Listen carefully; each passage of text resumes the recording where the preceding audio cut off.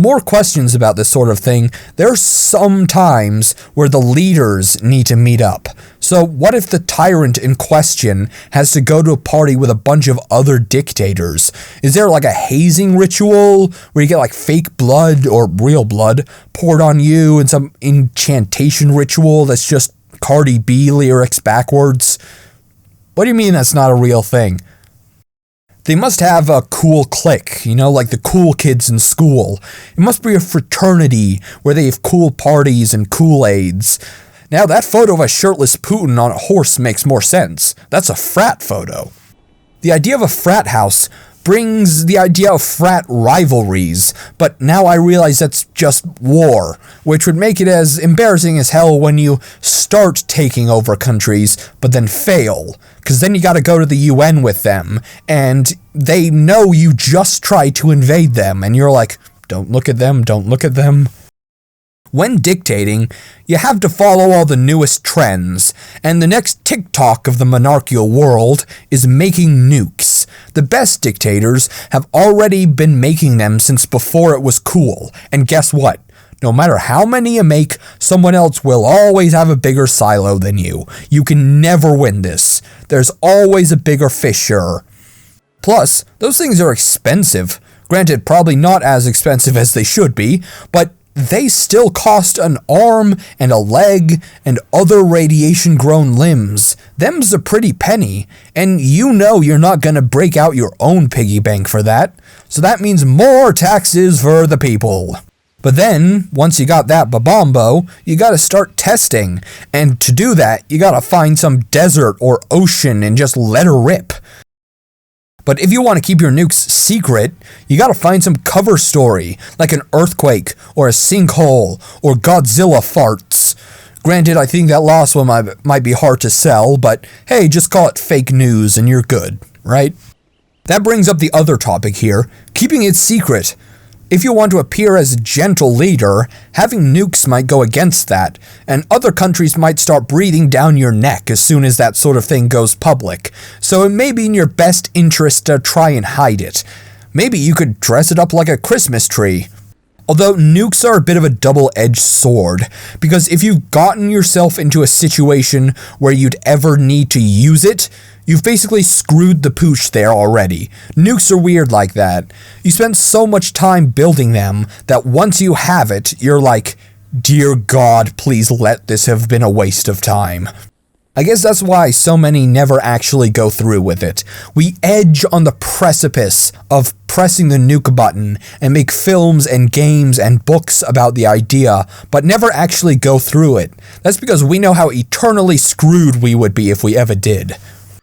Speaking of screwed, everything you do as a dictator, from nukes to wars to taxes, puts you and your country at risk of a revolution, which can be great. Not for you, no, it sucks for you. You've got flippin' Rico Rodriguez on your butt, it's very not good for you. But if you try and resist a revolution, you're gonna end up just pissing people off. A revolution is a lot like quicksand. The more you try and push against it, the deeper down you go until you're put on a guillotine. That's how quicksand works, right? Once it starts, it's impossible to stop. That's just because people like revolutions. They're fun. That's because the revolutionaries are always the good guys in movies and TV, like Star Wars and Star Wars.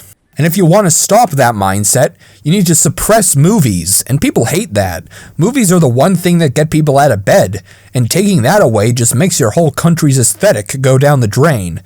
But then again, if you're taking away Adam Sandler films, it's not that bad. But what if there's a more charismatic leader on the revolutionary side? What if the revolutionary is cooler than you? Your whole image shatters. He's even got the advantage by being the rebel guy. Rebels are cool. You can't outdo that by being the boot in the term bootlicker. You should probably pretend to be incompetent. That's your only chance.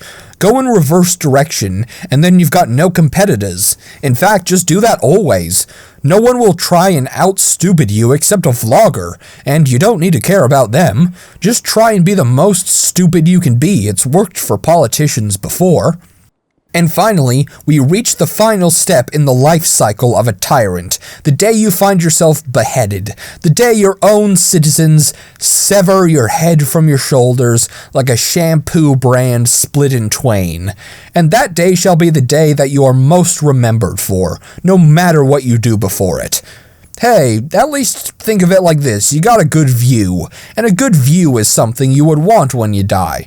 Think about it, being able to see your whole country united in one cause from your vantage point atop a pike.